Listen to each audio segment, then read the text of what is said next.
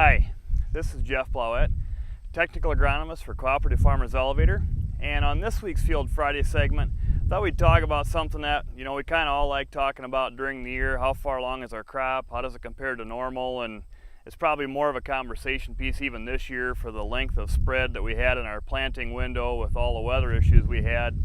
So I thought we'd look at compare some apples to apples as far as some different geographies and some different planting dates on the same hybrid, so we could kind of look at that.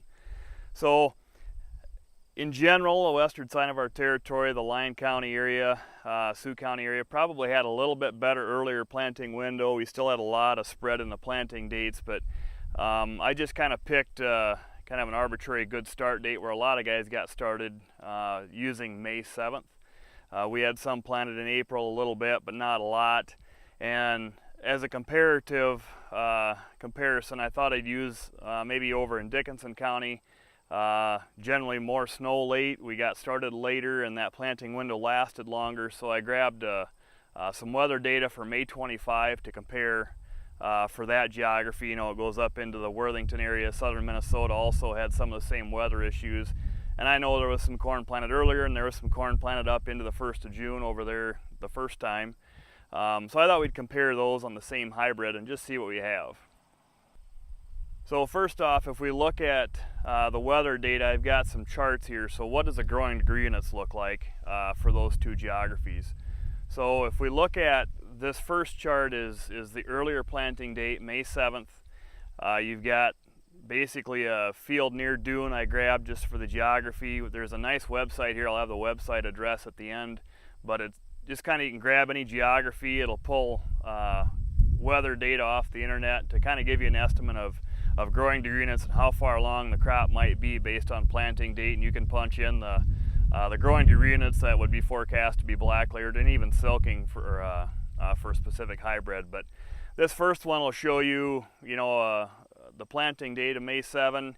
You can see when the silking date is.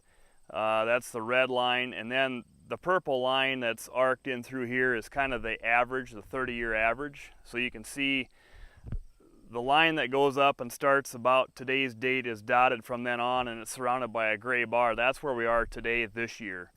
The dotted line is the forecast going forward, assuming average weather conditions from here. So you can kind of see where we're at trending wise compared to normal. And then that gray bar that surrounds that is kind of giving you a look at what it would look like if we're really above average for heat or really below average for heat, and that's kind of the range, or you might call it the extremes. But in general, if you look at this, I use 5438 as kind of an average hybrid maturity for the area, pretty common. I use the growing degree units that one has for black layer, and you can kind of see the forecast is for around the 15th of September for black layer, all things without stress and without anything weird happening. So that's kind of the forecast date for that planting date in that geography. I grabbed our plot over by Lake Park over in Dickinson County on this chart, and this is we'll just use May 25th as a planting date, and you can see there you've got a little bit later in October 1st forecast black layer date there. So you can kind of see there is some difference, but still not anything that's of a major concern like we probably thought when we planted. As we were planting into the late May, we had a lot of fields that we got switched to earlier hybrids, and some of that, it was, given the information we had at the time, looked like the right way to go. Looks like if we would stay with our normal maturities, we're going to be just fine this year. So that's all hindsight, but this is just a snapshot of where that would be and where we're sitting today.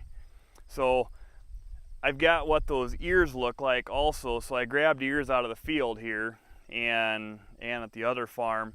So this is what we're looking at for the earlier planting date. Here's an ear that is telling us that we're at all of R3, maybe even getting up towards R4 on this earlier planting date.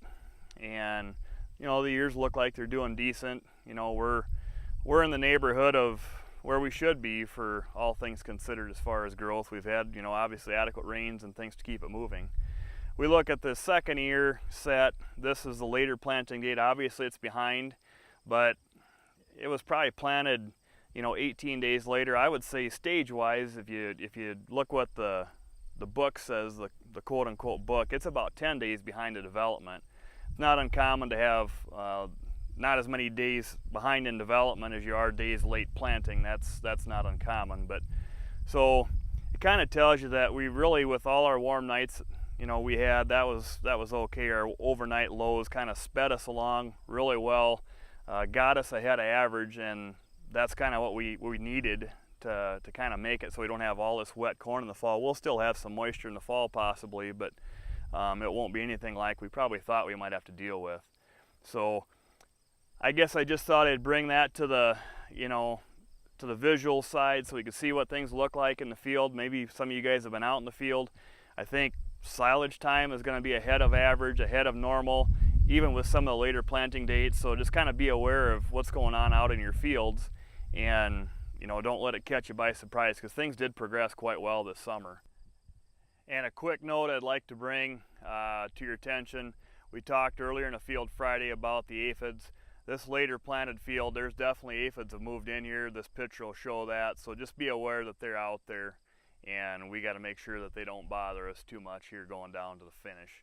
So, but with that, that's what I wanted to touch on this week, and we'll see you next week.